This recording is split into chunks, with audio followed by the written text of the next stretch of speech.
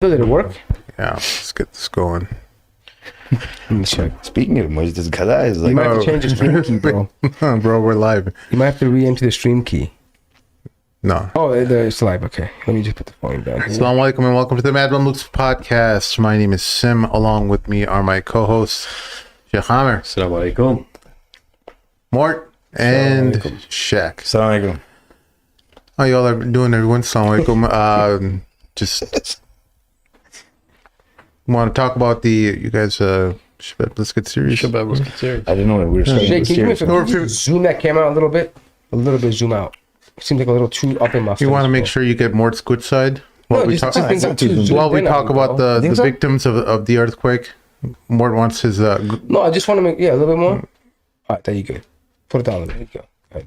Mashallah. Yeah, I just want to make sure you guys can see me. May Allah increase you, Sheikh. I mean, no Okay. work. No work, Habibi. 15,000 people. Likes? Oh. Dead, bro. Dead, bro. Wait, I hope 15,000? The numbers were like 2,000, 3,000? No, it's 15,000 right now. No, I thought it was at 11,000. When it comes to rubble and Yeah. collapsing, those things are going to be uncovered for the next few months, man. Yeah, holy cow. They can't get down to all that. man. Yeah. Yeah, Especially with the limited amount of resources, they have to uncover all those buildings that literally collapsed. So on just to people give you an and- idea, over 6,000 buildings just crumbled. Was it 6,000 buildings? In Turkey alone, we're not talking about Syria yet. And the magnitude, the aftershock was so strong that it was felt in places like Cyprus, Greece, Palestine, Wow. Lebanon. I didn't know 6,000. I thought it was in the higher hundreds, man. Actually, it's more, probably closer to 7,000. Like look, some of these buildings are old too, right? And they're not going to withstand them. And some of them were poorly constructed. But the reality is that an earthquake at an 8 magnitude is, people don't understand, it's massive. I mean, I think Fukushima was, what was it? That was like a 7 or 6 or something like that? that was a 7.4 Yeah. or 7 points. Yeah, it was close. Yeah. It's like a 7.9 this was. And the aftershock was like the second one was a 7.8. They had 2 within like a 4-hour period, right? So you can imagine already the ground is weak, and then you have another shock that comes in. You know, and the difference between the housing is there, everything's made of cement, everything. Over here, you have drywall, you have wood and all that.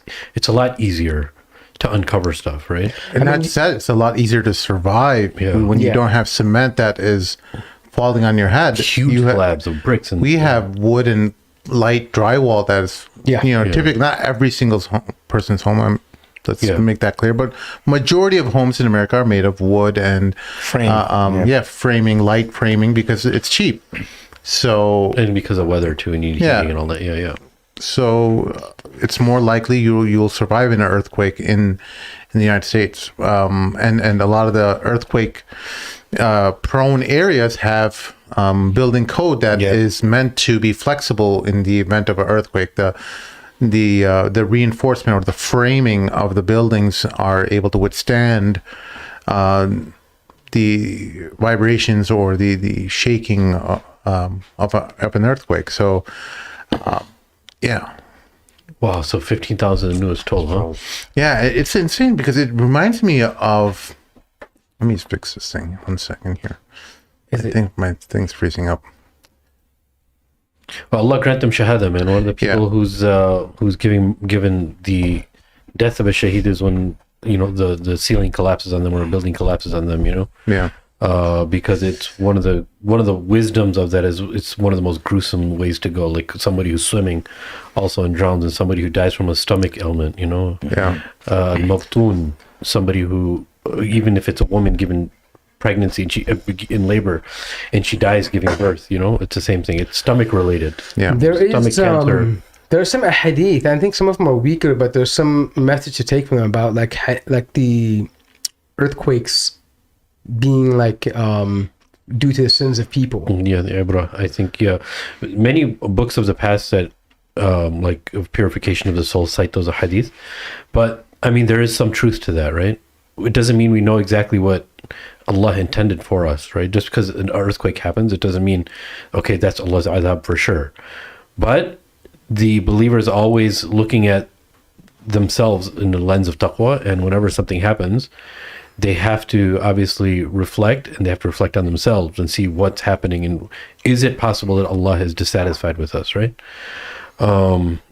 But yeah, well, I'm actually pretty shocked. I didn't know that it was 15,000 was Yeah, the I total. mean, I don't understand how this could be like SubhanAllah, related to man. sins and stuff. Because I mean, these Muslims, especially of northern Syria, southern Turkey, they're the most practicing. They're the ones who've opened their homes up for the refugees during the Syrian war.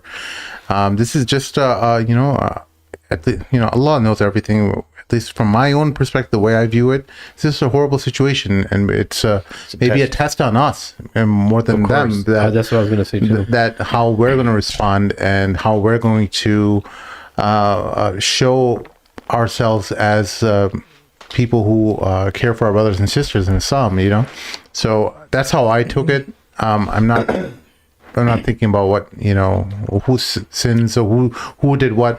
Part of my we're human. It's not like horrible that you thought that way or your mind went drift in that direction, because as humans we want to try to rationalize things with Allah subhanahu wa ta'ala, like why this, even there was a story with Musa alayhi salam, like this one man who wanted to emulate Musa alayhi salam. He wanted to die the death of die on the same status of Musa alayhi salam, and his body was found all torn to shreds and being eaten up by vultures and crows. One of his companions, yeah. And I think Musa Sam asked Allah like this, with the question mark, So it's a natural part of human beings to ask Allah, like, wait, why did he deserve that? In that situation, I don't want to just leave that story open, but the weight of being a messenger is huge, and in order for a layman to feel that same kind of weight, there an equal amount of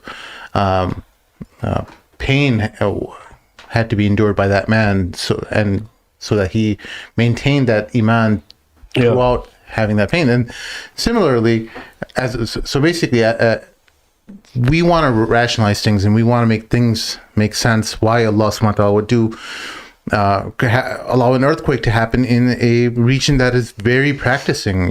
They're people of Iman, and all those peoples of northern Syria have already been through so much war already, and they finally started, getting themselves situated after fleeing the persecution of Assad. And our brother Bilal Abdul Karim, who's also a friend and a former guest of ours, I reached out to him.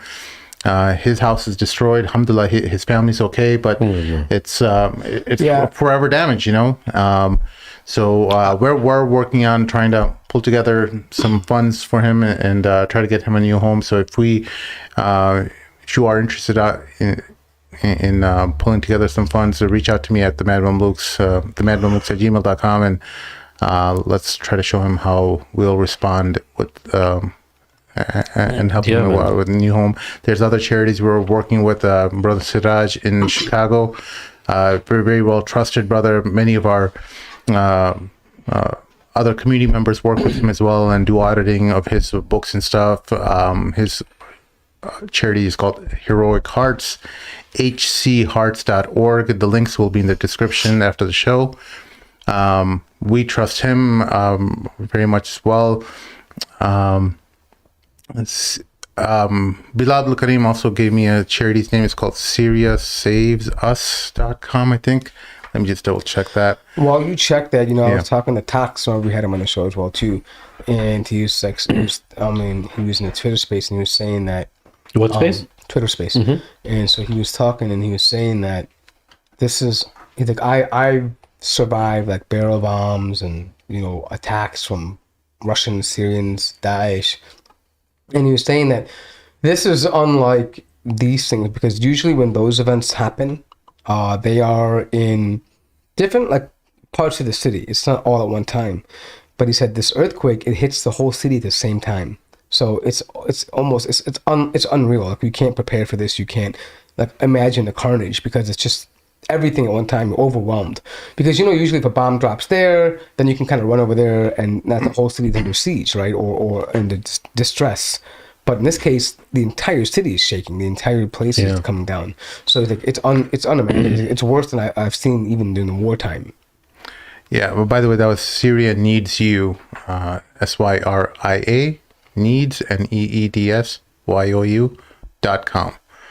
So those are the charities that we recommend. Yeah, look, there's other big organizations like Islamic Relief, and I'm sure they do stuff. But these Heroic Hearts, we know 100% of your donation goes directly to the people who on the ground.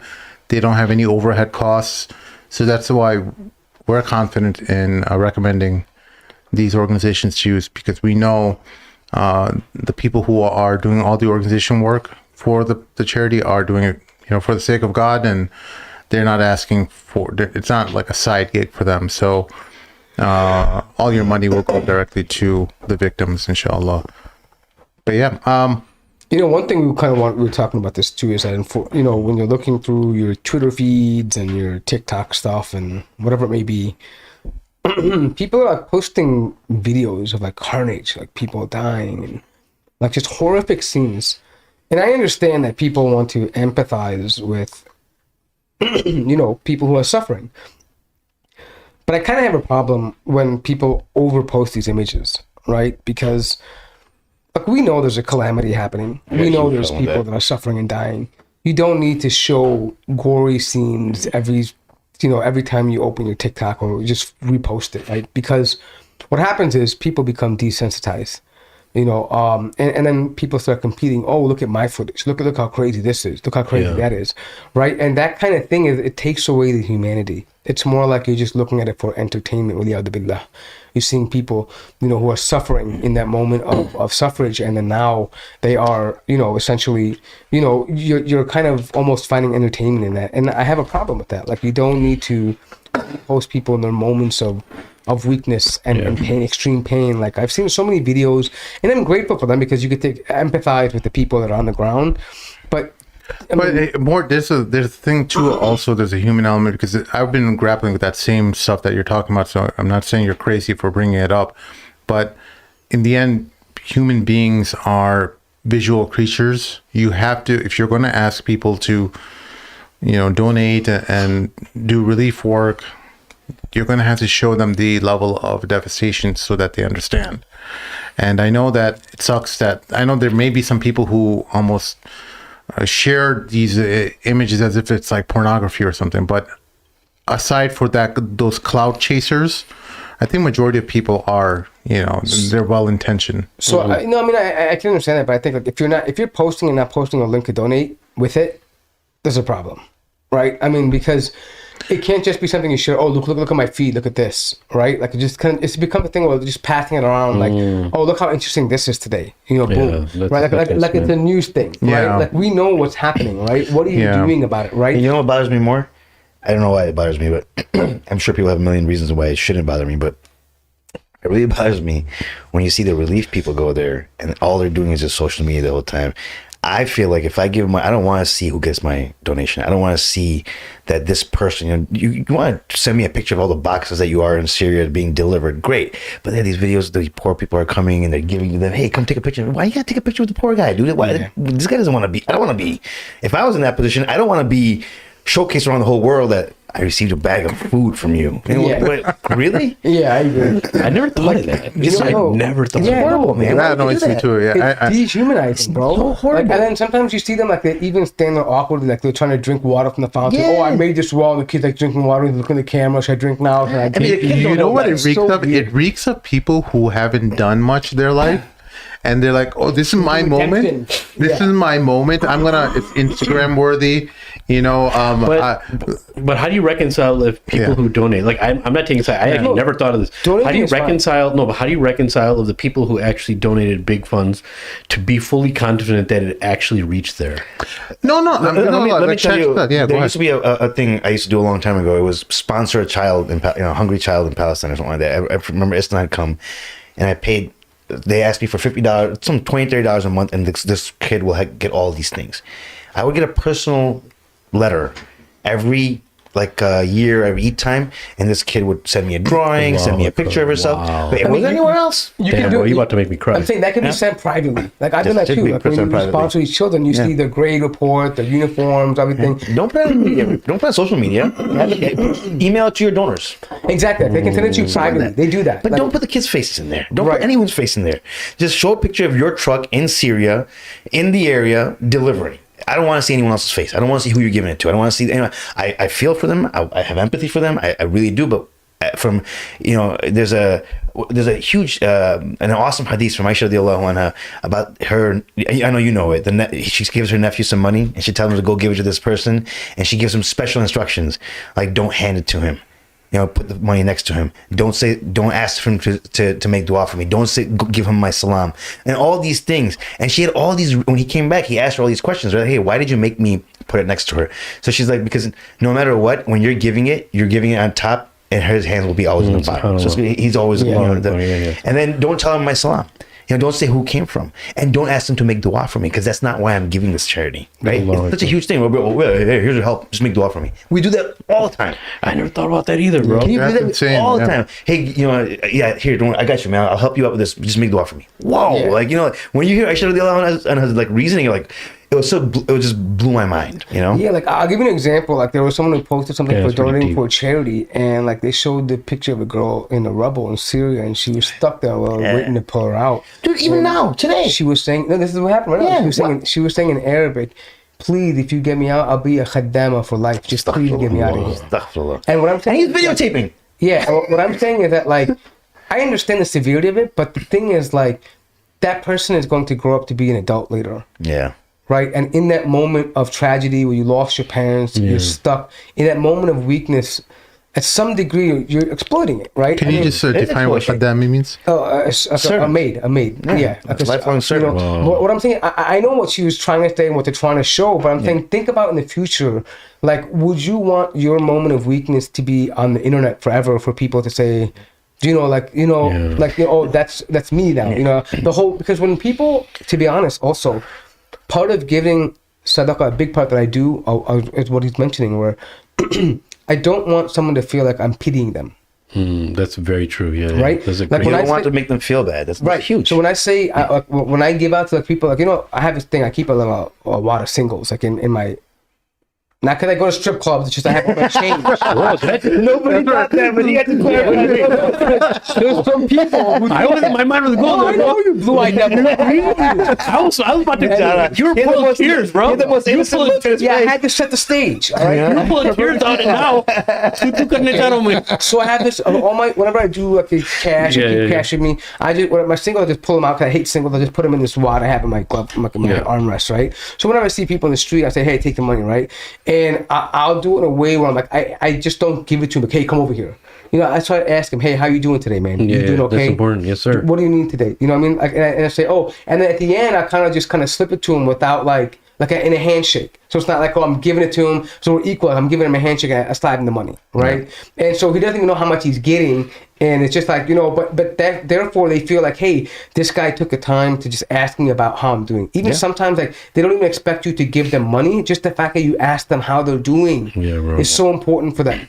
Because people just drive by them like they're useless. Yeah. Like they have no purpose in life. But to the hadith actually the long one says, I would say if you're doing it for charity, you don't want to say anything.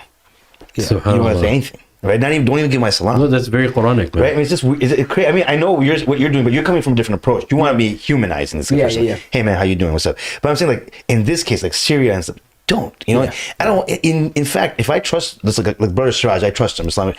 I don't want nothing from you, bro. Don't give me any proof. Take the money, do it. If you don't do it, you got to answer for that crap too, right? So that's fine. But I know he's doing his work. I don't want no pictures. I don't want to see. And what's pissing me off is if I had seen a girl in the rubble, I wouldn't have time to take my goddamn phone out and put a freaking picture out. I wouldn't even give a rat's. I would be in there head first, dead if I have to. But why would you pull out a phone and someone's sitting there taking goddamn? What is that person doing there? It's the wrong people there. No, he's right. That's a great point. But to be honest, this is a part of a deeper, and this is what I was talking about, fetishizing these things, right? Like, and this is going deep, bro. I'm glad you brought that up. I'll tell you why this too, because, like, for example, like, during when the Syrian war kicked off, right? Years ago, 2013, right? The war kicked off, right? We started watching videos, oh, okay, I want to see what's going on. Oh, subhanAllah, the Mujahideen are fighting back, whatever, blah, blah. But then you start seeing like the Shuhada, right? And then you think, oh, subhanAllah, but look, Allah gave him a death of a shaheed, right? But then you start looking further and further, and you start looking for gorier stuff. Like, oh, what happened here? Oh, look at this. Oh, someone's face is blown off. And you become, I noticed for myself, I was desensitized to the point where I could see people just getting beheaded. And it didn't even, dude, I would be eating dinner with it, bro. It didn't even bother me. Like, because you see it so much, right? But then so I kind of had to. True, yeah, that happens. Yeah, I had to deprogram and I had to stop watching. Now I don't watch any violent things. So when I see something like that, it makes me go, oh, like, I want to look away. Because you lose that humanity. Like when you see people getting slaughtered like cattle, right? It's technically inhumane to be showing people suffering, right, it's man. not. It doesn't make any sense. And by the way, this kind of relates to what we were saying earlier in a few episodes back when we were talking about how Netflix makes programming, right? The same chemicals that fire off when you're watching pornography and extreme violence are the same chemicals fire off. Interesting. Yes, that's why they want it. If you look at Netflix programming, you'll find random acts of like nudity and random acts of violence. Like someone will be walking at like a steady shot and then boom, a gunshot, the head blows up, right? Or blood everywhere, right? Because that stimulation, that mental stimulation, the same effect on the brain. That's crazy. Yeah, it is. It is absolutely crazy. So I've chosen to step away from that, and I think for the sake of your own sanity and for your own humanity, don't repost these things like it's just if you're trying to really genuinely do something, post a less graphic image and say, listen, you know what? Here's a donation link. Cool, you did your part. You're trying to get people to donate, alhamdulillah. But just don't post it because it's news and you think it's interesting or you want to think how gory it is. Yeah. Don't do that. This is not good for your soul. Other people are doing it. Don't partake in it. Yeah, it's not good for your soul. It's not good for your sanity. It's not good for empathy that you have. I mean, these are people's lives. These are not just things you're watching through a glass window. These are people like, if your family was suffering from that, would you post that stuff on Twitter? Would you post on TikTok? Yeah, you're right. Right? If your mother was dying in the hospital, would you make dua for her while she's taking her last breath and gasping for air? Yeah. Would you post that? And you don't want to take pictures in hospitals because the condition the person is in, right? You look at them and say, oh, man, you're not in any good condition to take a picture. Why take a picture of that person? They don't want to be remembered like that either. Yeah. And that's, by the way, side topic, this is nothing that bothers me so much, dude. Why is it that janazas, people are dying to see the body? Oh, dude, I don't want to talk about that. They want morbid. Dude, they want to when they open, they open the coffin. Where did you find out that people want to see them? Bro, they come to the graveside. Colo, I didn't see it. I'm like, who the hell are you? Oh, I'm his friend. I'm looking at his son. I'm looking at we don't know. Like this guy's from his old friend from a long time ago. He didn't catch the janaza. Didn't make it to the masjid on time.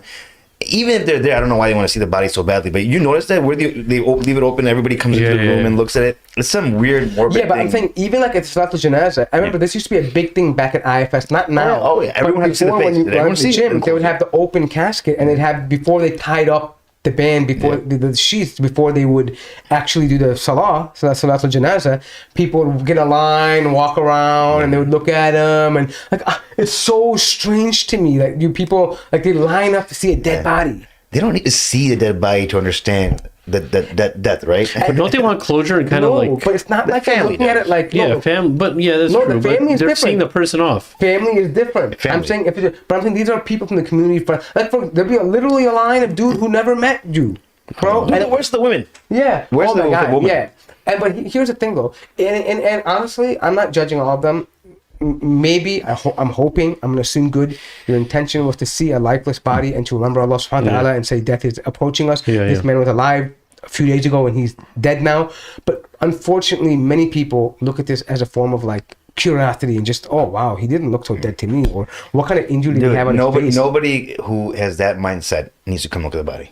Yeah, I'll be honest. I mean, that's the graveyard is for to be reminded of death, right? All you have to do is walk by the graveyard, or you just have to, if you attend a Salatul Janaza, if that's not giving you that mindset of after this person was alive yesterday and now I'm burying him, what's seeing a body gonna do? Yeah. Hey, on a related subject, I had my son. Whoa, what's so funny, Sheriff? No, go ahead. Go ahead. No, sorry. I had something actually real important. So basically, my son's best friend's mom passed away a week ago. Is it a Muslim? No, non-Muslim. Okay. And he wanted to go and I taught him how to give him consolations to his friend and just tell him that show him that show up for him and give him some level of care, affection. So Supporting him, yeah. Eventually, he got a text saying that, oh well, we're going to the wake, and all of a sudden, I'm like, my stomach dropped. I'm like, oh, usually when the non-Muslims have their wakes, they do a lot of drinking and stuff like that. I'm like, oh man, I hope this is not. I'm like, all right, let's go. Let's go to the wake, and it wasn't just 5 minutes away from my house, so I'm like, oh, all right. I took my son there, and I went in, and it was just like filled with people, like almost shoulder to shoulder. It's just so many people. So I kind of just let my son go meet his friend and give him a hug or whatever, and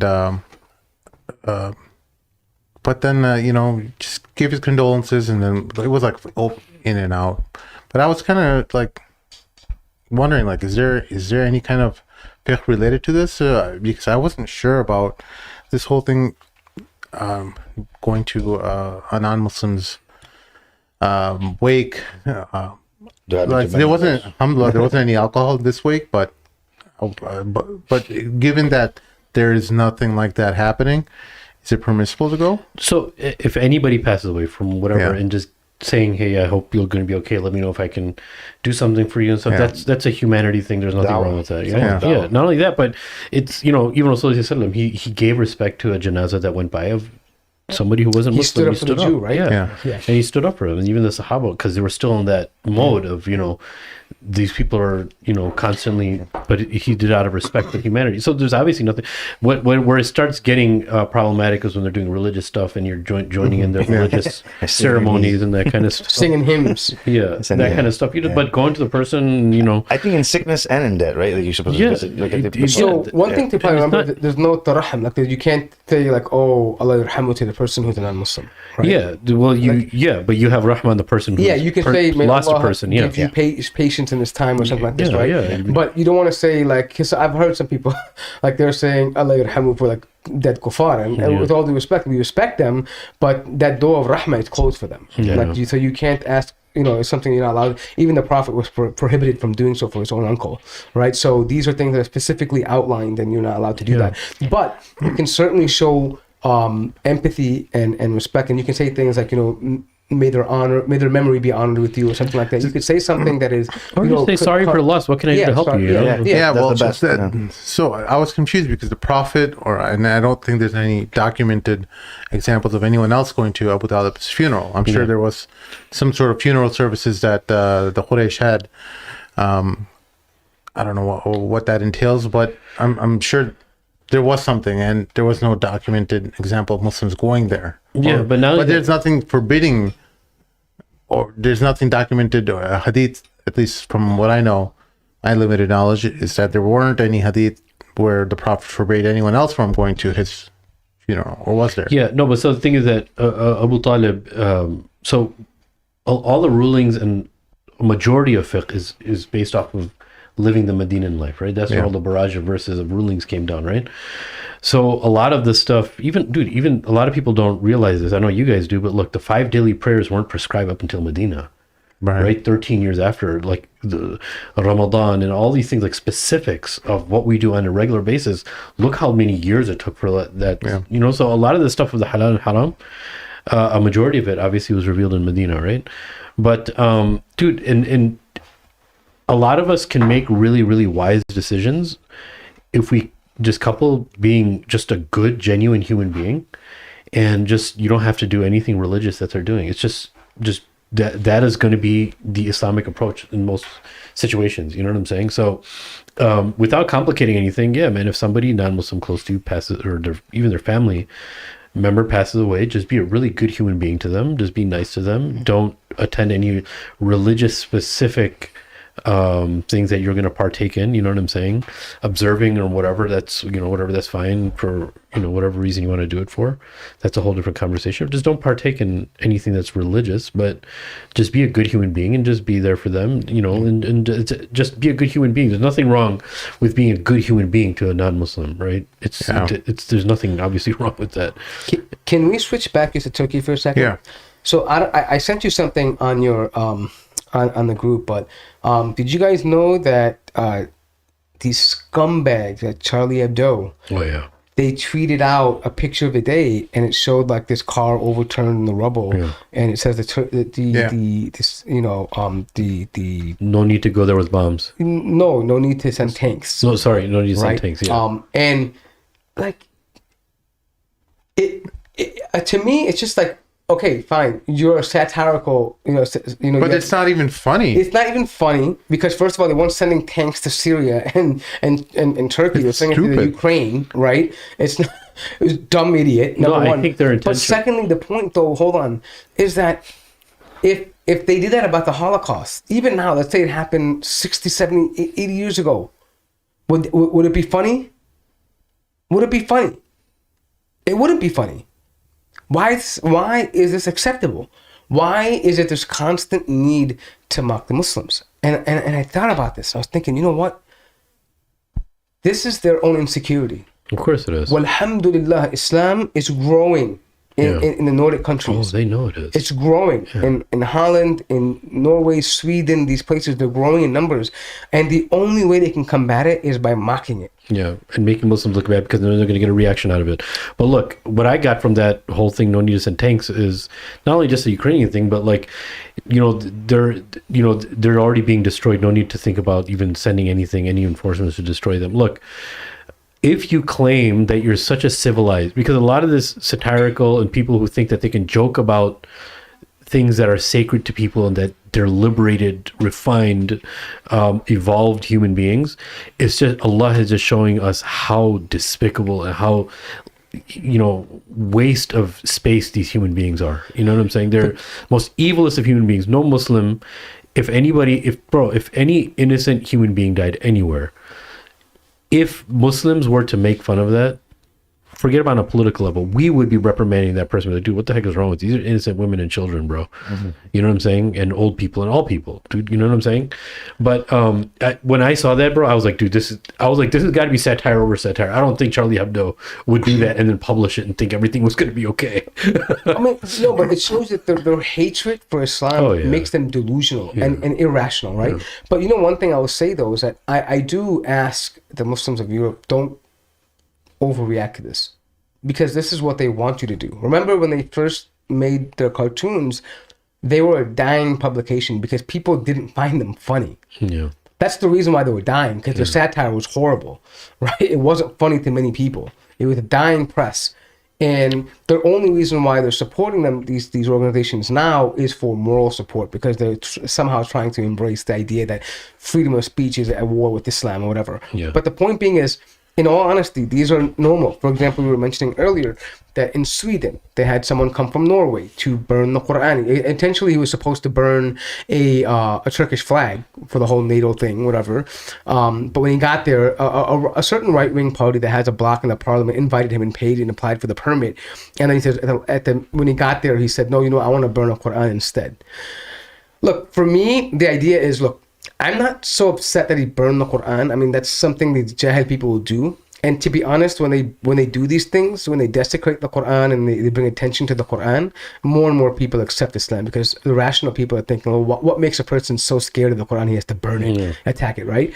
The only thing, though, what I would say is that I love when these events happen, because it gives us an opportunity to show the hypocrisy of their organization, of their mentality, and their civic system, right? Now, for example, a Muslim applied for a permit in the same police station to burn a Torah in front of a synagogue, right?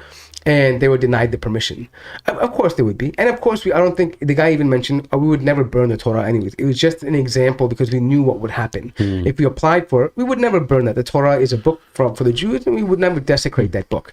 We're commanded not to do that, right? But it was simply a display of to show hypocrisy. And I think these kinds of things highlight the hypocrisy of their system and their values, right? And the reason why it's important is because they're out here trying to tell us that freedom means everything, speech means everything, expression means everything, but it's only certain kinds of freedom of speech and expression and actions, right? Yeah. And so you don't think that other people on rational people on the sidelines are not ignoring this. They see it. They may not admit it, but they see it.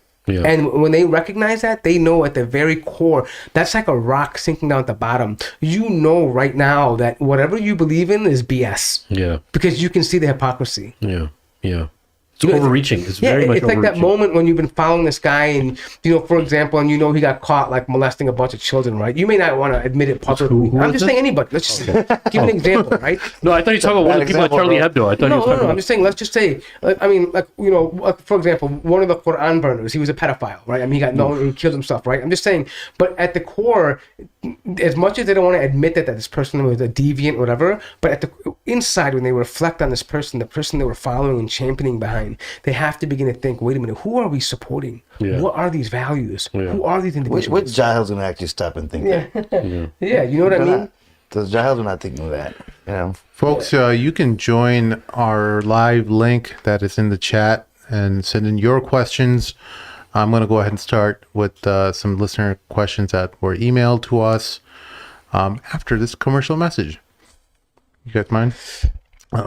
Basically, your friend Sim has started a cybersecurity course for people who are interested in switching careers. We've been talking about a lot of, industries like going away from due to automation, like trucking and stuff like that, due to the advent of Elon Musk's navigation technology and stuff, self-driving cars and whatnot.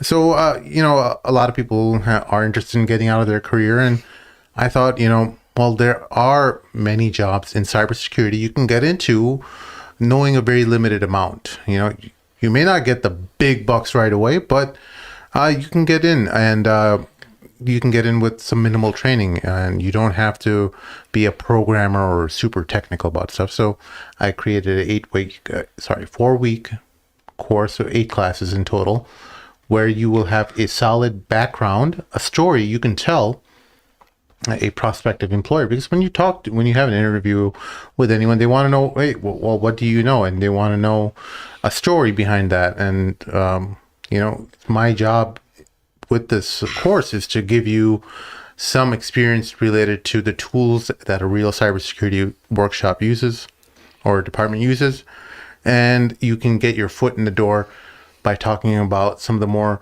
easier aspects of cybersecurity and get your foot in the door. And is this training for entry level? Yeah, entry level positions. So that's why. The thing is, I could make it a 6-month course but it'll be the cost will reflect that. This is a $250 course. No, it's not bad. Yeah, it's a small investment. I would encourage everyone to go in fully invested with the highest motivation possible. But if some people are like, well, I just want to test the waters and dip my toe in the pool and see if it's for me or not. Yeah, I mean, it's a small investment in that regard. But yeah, that's why I want to make it a low entry point for people to just come in. And at the end of it, you have a free hour with me to go through your resume and see how we can tweak things and make it better and more attractive to a future employer. So you get them interview ready? Yeah, exactly. The whole point is just to get them familiar with some of the more easier tools in cybersecurity related to like threat hunting and vulnerability management, some of the more entry-level positions that will still pay pretty well, like around 90 to 105, 110. You can easily make that, doing just in those 2 areas of cybersecurity. There's many areas of cyber. It's like saying something like medicine. There's just so many areas of medicine. So that's why I'm kind of focusing on a couple easier areas where you can get your foot in the door. If you know of someone who is trying to get out of their profession, let them know that they can go to imranmunir.com and sign up there. I like it. Yeah, I mean, just so you guys know, being interview ready is very important because it's not just about the knowledge, it's how you translate that to your interview. And being around someone who's experienced in doing interviews and conducting interviews, it's very helpful because the interview process, a lot of times people think, I mean, yes, there are technical interviews, but even in the technical interview, there are ways of dealing with questions of things that maybe you don't even know, right? But there's certain answers you want to give, certain ways to, to frame your answer, and that'll help you learning these things and familiarizing. One of the biggest things that people have challenges when they're switching from a field that's not IT related into an IT field is the unfortunate thing is they're not familiar with basic acronyms, related technology, and that stuff is generally known by people who have experience, right? So, I mean, and rightfully so, you probably wouldn't know all that because you're not experienced. So having a background and with someone who's in it, and then being able to combine that like industry knowledge with an interview, like, with information relevant to an interview is very important, because in my field, like, and his field is different, but I'm saying whatever we are respective fields, we know generally what interviewers are looking for, especially technical interview. We know what general things they're going to be asking for. You may not, every interviewer may be different, of course, but again, interviews are like numbers games. If but as long as you know the base solids, you may perform bad in some of them, but in other ones you'll do just fine. Because and all of you guys have actually conducted interviews before, like been the interviewer, right? You're a program manager, right, or product manager, yeah. So you have to conduct interviews too, right? Yeah. It's an art, bro. Interviewing is an art. Yeah. I love interviewing. That's awesome. Yeah, it's just fun. That's awesome. He likes making people uncomfortable. That's why. Not really. I'm uncomfortable. You want to see him sweat. It used to be really uncomfortable for us in the beginning, right? Like holy cow, I love it. I was sitting down there, I'm like, oh. But once you're like, get so used tell me to about it. yourself. I love that question, right? No, I'm not talking about giving the interview. I'm talking about taking interviews. Oh yeah. I'm not taking. Yeah. I don't like giving interviews to people. Taking other people. I like giving interviews. Like I like being interviewed. Yeah. It's fun. Sorry, can we digress for just 1 second on this? Because we're talking about this. So I swear to God, wallahi, one time I got an interview at I don't want to mention the company, but it was an interviewer who was very weak. Like, I mean, he knew his stuff, but he was a very weak person. I mean, like social skills or soft skills. No. I mean, like, he wasn't confident. He wasn't dominant. Yeah. I was more dominant than him. So I actually dominated the interview to the point where I got the job, where he hired me. I told him I'm hired, right? And he's like, yeah. That's pretty dope. That's really dope. And it was like, and he's like, and I'm like, and the way I did it was I was like talking about these different, just totally BSing some stuff. Yeah. Totally, right? And then I'm like, yeah, so tell me what problems are you having right now in your environment? And he starts going, he starts looking at me like I'm an expert, right? And then, we have this, and I'm like, that's no problem. You can take a look. I was just making up some basic terms that I knew, right? Yeah. And he's like, all right. So I'm like, so when can I get started? That's pretty dope. Did you end up working with him on his team when you got hired? Yeah. Yo. Nice. So he was the programmer, and I was the application database admin. So he was the programmer. So the reason why I was asking you, because we have this problem right now. I'm like,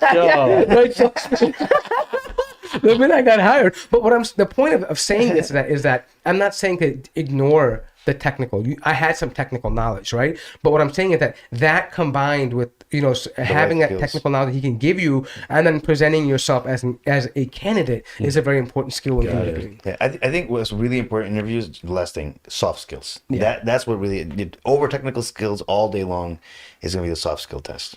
When you fail at the soft skill, give an example. They start. What do you mean? Give me an example. People. Just people. Collaboration. Communication. Eye contact. Follow up. The main thing that interviewers are looking for is: do I want this guy working next to me, or do I want him in my company, or if I have to interact with him, is this somebody I want to interact with? Yeah.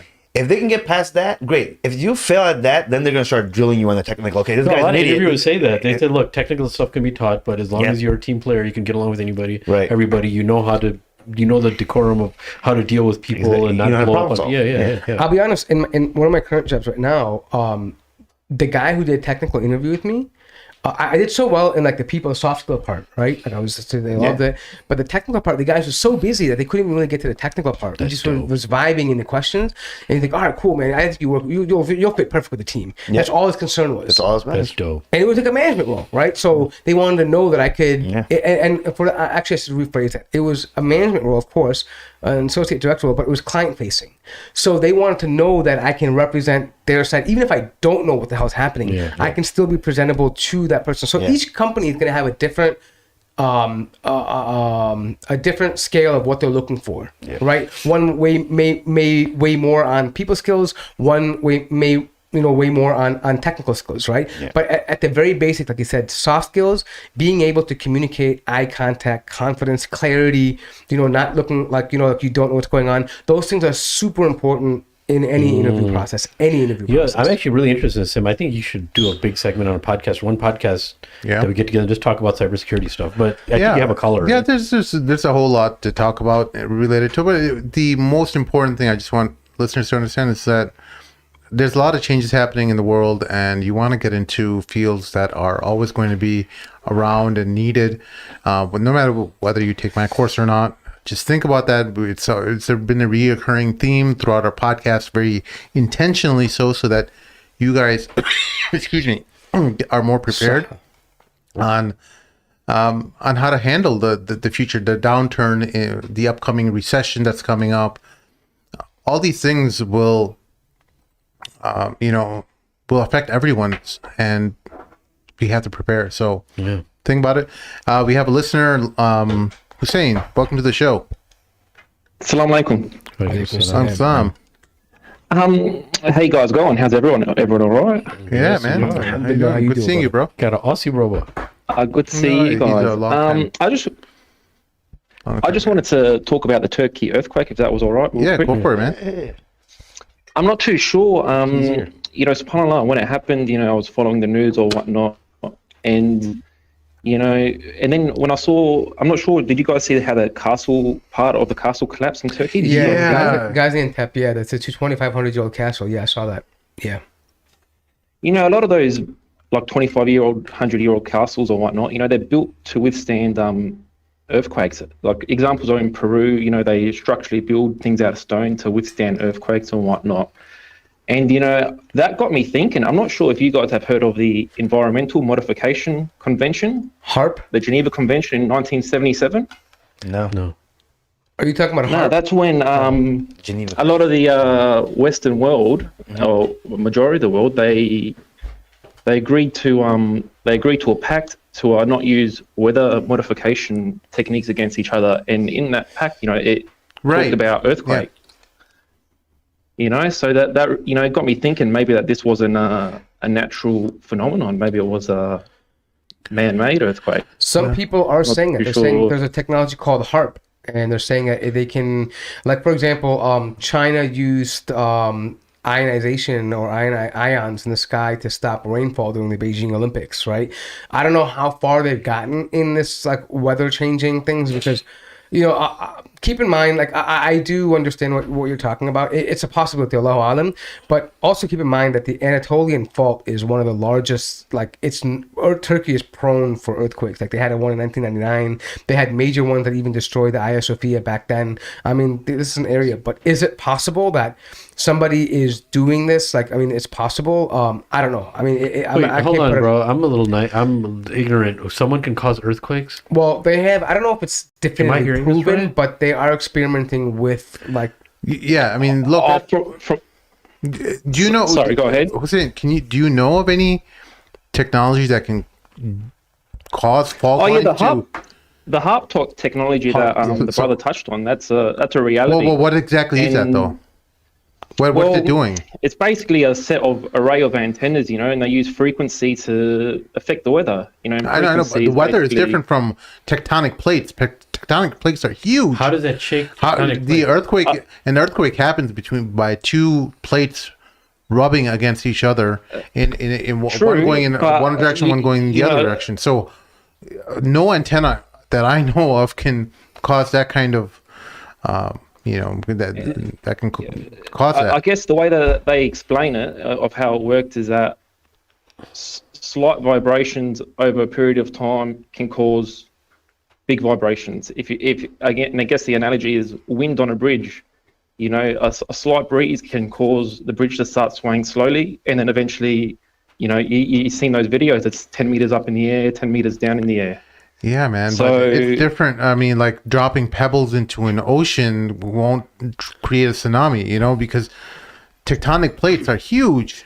Like they're massive. Yeah, miles and miles. So they're trying to experiment with HARP to try to. I can understand rainfall stuff. I believe that. One second. Yeah, they're experimenting with HARP to try to blast out asteroids that are hitting the Earth.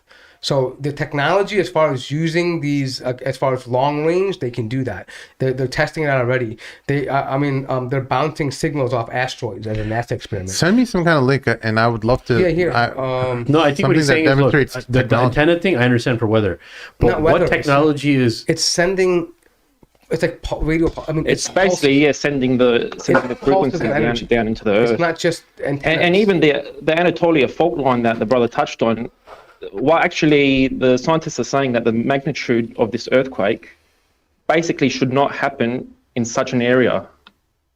No, in 1999, wasn't there a huge earthquake that that was like 20,000 people died in Turkey? Correct. But Actually, when you go up to 7.8 from 6, isn't it every time it goes up one level, it's basically a doubling of the power? so what I understand. what I think you should look into is, I was posting this to Sim earlier, is that there's a guy on, I think a logical explanation for this is, I mean, Allahu Alam what it could be, but there's a guy, his name is Frank Hugerbeats, and he's on Twitter. He was talking about, what he does is he looks at planetary movements and when they align in certain positions, and how they coincide with earthquakes. And he's been able to, I guess you could say, quote unquote, predict earthquakes and their magnitude in various different spots. And he was talking about this in Turkey, like about this happening like a month ago, right? Saying that, hey, the last time these planets aligned a certain way, he gave specific dates in history too, because they can calculate based on rotations. And he said, this is when these major earthquakes happen, and he was expecting it. So there's a guy named Frank Hugerbeats. You should look him up on Twitter. He has a whole, I guess almost a thesis on this, but he can prove, he basically argues that from planetary alignments, it causes some kind of, I don't know if it's gravitational pull. I didn't really look in depth to it, but gravitational pulls and similar to how the sea tides get affected by the moon, but mainstream seismologists will completely call this quack science, but it's worth looking into because he was right. A month ago, as Mort mentioned, he tweeted out saying that, hey, the last time these planets were in alignment, there was a huge earthquake in Turkey. And I don't know how many times he's made these similar predictions. I would imagine not very often. But to his credit, he was right on this one. And it's worth checking out. When someone makes a bold claim like that out in public, you know, they're putting themselves out there. And if they're wrong, they get discredited. But you know, this guy happened to hit the mark. I just don't understand how the physical nature of that would happen, because waves themselves, like the tides being affected by the moon, water is much more, you know, less dense than Earth. For HARP, it would be massive amounts of energy transmitted. Right now they're being used as sonars, but you can examine asteroids and see the depth of them and go through them, like sending waves through to get an idea of an image of it, right? But how does that affect? I don't know. I'm not an expert in HARP or how these things can happen. But does the military and people have technology that they're working on that could, I don't know, but If it were to come out, would I be surprised? I wouldn't be surprised. Put it that way. Oh, look, I remember in, I believe it was 2007 or 8 in Australia, the Prime Minister at the time, she promised, because Australia was going through a drought, she promised in Queensland to work with, I believe it was Thailand at the time, to induce rain clouds, Fast forward 4 months, Queensland had major flooding and the whole area was underwater. So, at that time, it really piqued my interest. And then as you start looking into it, you find out all the countries have signed waivers saying, hey, you can use weather modification on your own countries. Don't use it overseas on other countries. You can't attack us with it. And then they start talking about we can cause earthquakes, we can cause rainfall, we can cause this or and whatnot. So, it's just interesting stuff. I just wanted to put the word out there, get the idea out. No, appreciate it, awesome. man. Thank you so much for calling in and adding that in. That's great value. It gives me something to look up. And, I'm not a conspiracy theorist, but I'm always open to the possibility of nefarious agents. After all, you do have some kind of theory about Bigfoot too, don't you? Yeah, I do. so it's not too far off, you know what I mean? Yeah, Bigfoot is, but I, to be fair, for anyone who's new to the show, I completely say that's a supernatural phenomena. You got me backpedaling. Look how happy! Look how happy he is. No, I'm. Hey, let's say big feet, big hands. Yeah. Do you know about any Bigfoot happenings in Australia? Oh, any sightings? No, we just got big kangaroos, mate. Big kangaroos, no big feet, bro. You going for Volkanovski or some Makhachev, bro? Oh, you got to go for Islam, eh? Yeah, thank you. So man. let me ask you: have you That's ever it. had a kangaroo barbecue before? You know, I've never had a kangaroo barbecue, man. I heard it's halal I've to had eat. camel Though. milk. I heard it's halal to eat. I've there. heard that, yeah. Yeah, yeah. I heard it's not too good though, you know, so that sort of keeps me away from it. Too lean. Someone, one of our fans, a while back sent us. You know how there's like rabbit feet, furry rabbit feet. They sent us the goods of a kangaroo from Australia. So we used to kind of inconspicuously hang it in the back. Yeah, that was disturbing. Apparently, in Australia, they have like a thing where I don't know if it's a common thing, but they take the testes and like they just they're like a lucky thing. I don't know. So they sent it to us. I don't know why, but basically we had like kangaroo testicles hanging behind him. We didn't know why they did, but they did. Do we still have those? Do we still have those? Look at Bill's smile on his face. Oh, yeah. Jack's like, what are we talking about? I carry him around in my No, car all okay, the in time, America, man. the rabbit foot is like something that people use as a good luck thing, right? I guess over there, do you talk Come on, kangaroo kapure, bro. Yeah, they kind of I've just. looked far and wide for those. I don't know where they went. Be happy they're gone, bro. No, I want to hang it right behind you. No, I would Right not next to accept the right next to that testosterone frame. No, thank you. I would make sure it's not there. Anyways, why don't we move on to the next thing? All right, thank you, Hussein. We'll see you next time. for joining us, brother. Thank you. Assalamu alaikum. Assalamu alaikum. So, since Sim had to pose, or I mean, I'm gonna pose the question: Islam, Makhachev, or Volkanovski. Voko? Yeah, you Yeah, see, UFC I'm wor- I 285? 284. 284. I usually don't see you worried about a fight. I this am much. worried about Islam. Really? I mean, look, I'm not saying I don't think he'll lose, but I think it's gonna be a very tough fight for him. You feel like he's kind of undermining No, Volkanovski. no. It's not that. I think he's taking the fight very seriously. I think Islam, because they train every day, they don't give it. But the thing about Islam's game and their whole game plan is, we know what we do, sambo, judo, we do it very well, and we're just gonna stick to the game plan. All right, no one can beat us in wrestling. Great, I understand that, and that's true for like 99% of people, right? I mean, it's that kind of pressure.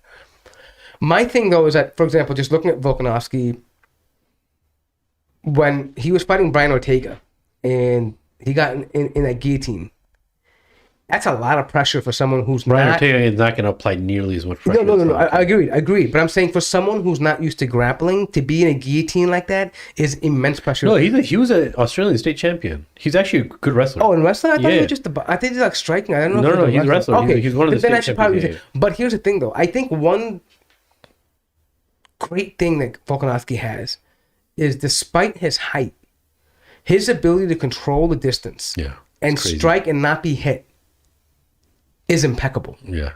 The way, I mean, look what he did to like someone like a Max Holloway. Yeah. With a clear height advantage, with a clear reach advantage, and he could, step to somebody's dominant side, jab them, and move out the way, right? And go. And one thing is always smart about, but this is, by the way, also Islam is always good about too. Their foot, if you look at their striking foot, it's always placed on the outside. They're ready to move, and they're ready to attack a dominant side and get the strike.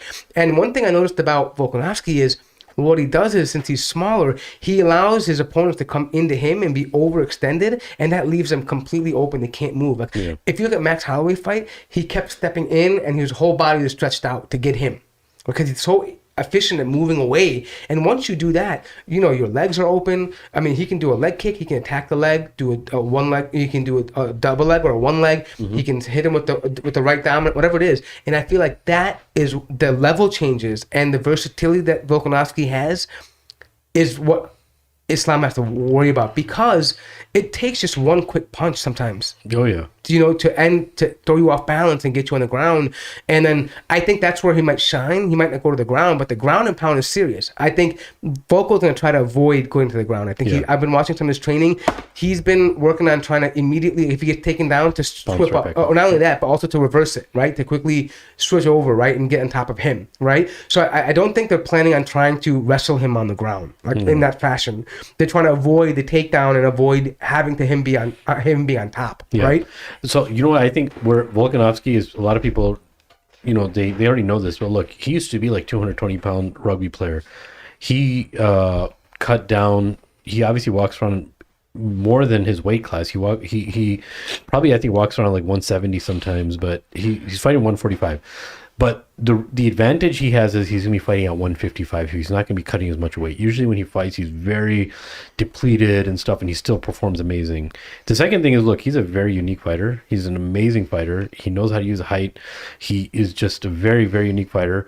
But when it comes to Islam Makhachev, if Islam Makhachev does not want to take it on the ground, he's adamant that he just wants to strike with him, which he said a few times, then Volkanovski may then even have a chance. But the striking that Islam Makhachev is on, I think he wins on the feet. I think he wins on the ground, bro. By the way, I think Islam Makhachev is an underrated striker. Yeah. I think people, you don't see it as much, but he can strike. Yeah, he's Oliveira. He's no like problem. Umar Nurmagomedov, right? Yeah. He's not that. I mean, the thing about Makhachev is that he's Calculated. extremely calculated in his striking. Like he'll set them up perfectly. Like the way that he hit Oliveira, right? That it wasn't just a chance. He tried that like the first round where he did it. He extended jab and came with that right hook, right? And the first time he missed in the first round. The second time he missed the straight left, but then caught him with the right, right, and got him on the chin and knocked him down. So these are and the way he did it was like by throwing a small little lead kick, by trying to reach down. Like he's very conscious of how his opponent moves their body. Yeah. He's always reading. But the thing is that Volkanovski is always reading too. The thing about Volkanovski I think is dangerous is that every round he gives you a new picture. It's not the same style. That's actually very true. Right? He doesn't come at you the same way. He adjusts very quickly. In every fight you look Very at, intelligent fighter. Very his intelligent fight fighter. IQ is very high. Yeah. And the thing about he's so versatile. The way he can move is one of the most troubling things. A fighter can be good, but if you get frustrated with not being able to read your opponent and you get frustrated, that can throw your entire game off. Yeah. That's what happens to people like Max Holloway, Brian Ortega, Chad Mendes, people like this. They just get completely thrown off because they don't know how to attack. Right, and if you and my fear is that if you're a one-dimensional fighter in some ways, like Makhachev, he has one game plan, right? If you can't do that and he's frustrating you, what do you go to? Yeah. I'm just imagining how much they actually, because as time goes on, I'm wondering how much research they do in the whole of these people's games, right? And I'm pretty sure Volkanovski's team is just very much capitalizing on, number one, because he keeps saying that, bouncing it back, but how many holes they're actually trying to look for in Islam's thing. But and how many times can you keep bringing back up, right? Yeah. I mean, these are, and remember when you obviously when you're doing training, right? These guys are not going 100% to keep you down, right? They don't want to hurt you. So when he's on top of you, it's a whole different type of clobbering, right? It's an aggressive. It's they're punching you. All that takes an effect, right? Your breathing is different, adrenaline. I mean, everything is different in the ground. So I mean, I think he'll come out with a win though. yeah. Well, bottom line, what's your prediction? 5th round, I think decision. 5th round, so decision. I think Makhachev 3rd round, bro. What round? 3rd round. Submission?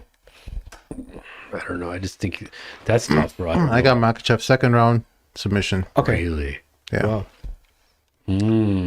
What about you? I don't watch fights, man. Oh, okay, got it. He just fights himself. Yeah, come on, Makhachev. No. Yeah, great crap. Sitting in a cage watching other dudes fight.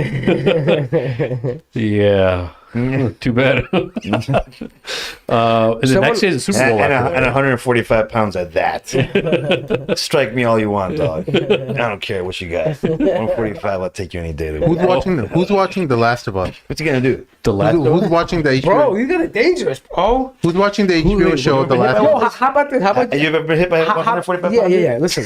these are world class fighters. No, but hold on. Listen. How about Don't this, matter, dude? bro. Weight's weight. No. No, Wait, Shaq, Yeah, Shaq, no, Have you bro. seen I Royce don't say 45 that, pound bro. guy will never last with 195 I pounds. bet, hold on. I bet you. Wait, one second. Any guy, hold on. Any guy in the UFC that weighs 135. Yeah.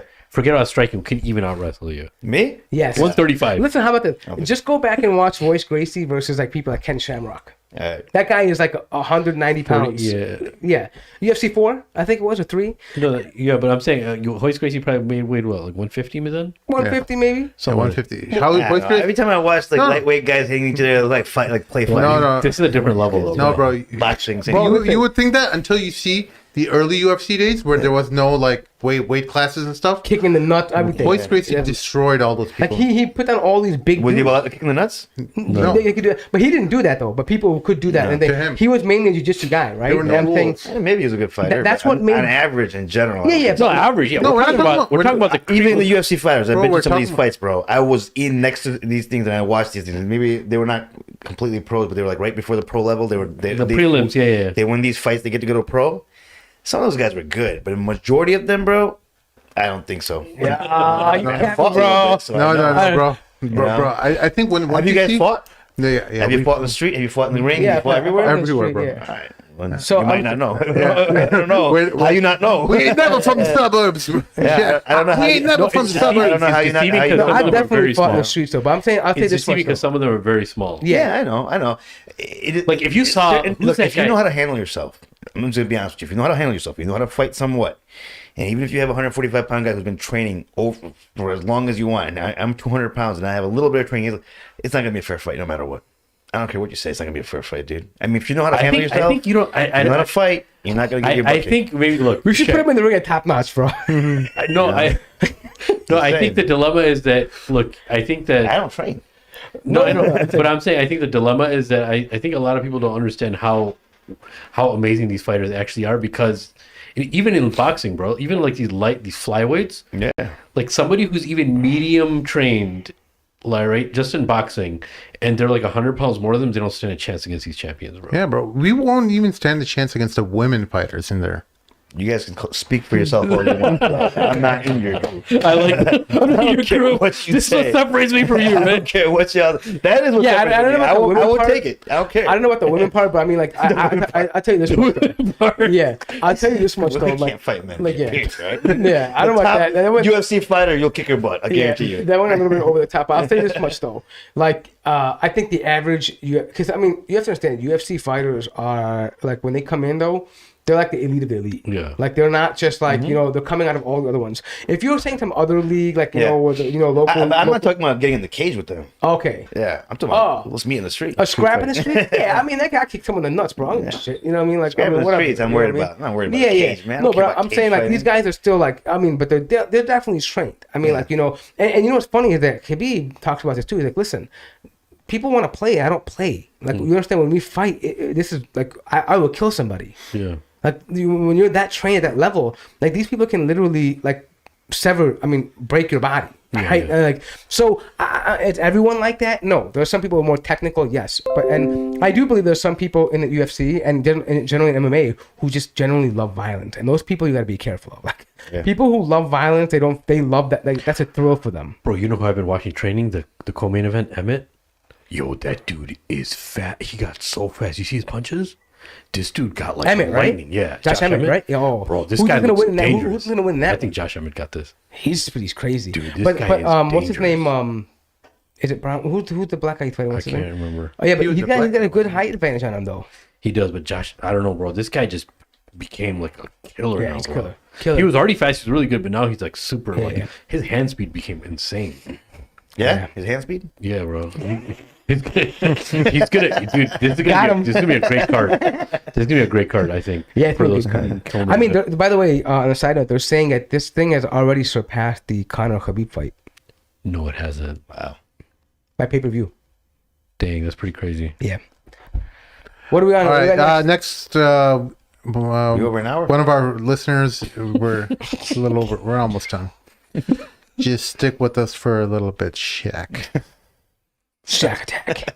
Oh God, I'm frozen again. See, folks, remember to help us out on Patreon.com so we can figure out these woes, our technological woes. Patreon.com Yeah, we need to forward update. slash We need to update a whole bunch of stuff, right? the man. Yeah, we gotta get some new equipment, new computers, and stuff like that. So you've had this since the beginning, right? Yeah, this has been around for a while. This little puppy. So we gotta figure this out.